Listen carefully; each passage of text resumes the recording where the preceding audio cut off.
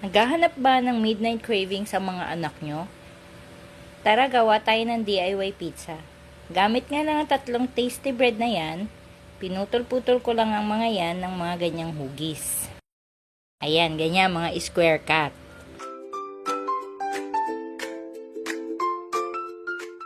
Nagbati nga lang ako ng tatlong itlog para i-coat sa mga tinapay.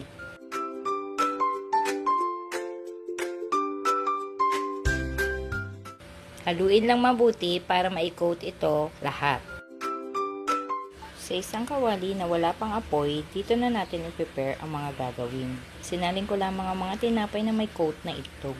Nakalimutan ko nga palang video ang pagpahid ko ng butter sa kawali para hindi dumikit. Pwede din gumamit ang oil kung walang butter. Gumamit pala ako ng tomato paste at ketchup dyan.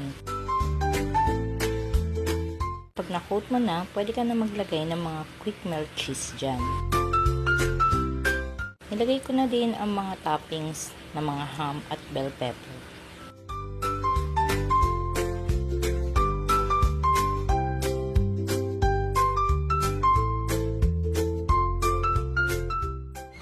Pagkatapos ay sinindihan ko na nga ang kalan sa mahinang apoy. At ito na nga ang ating homemade pizza.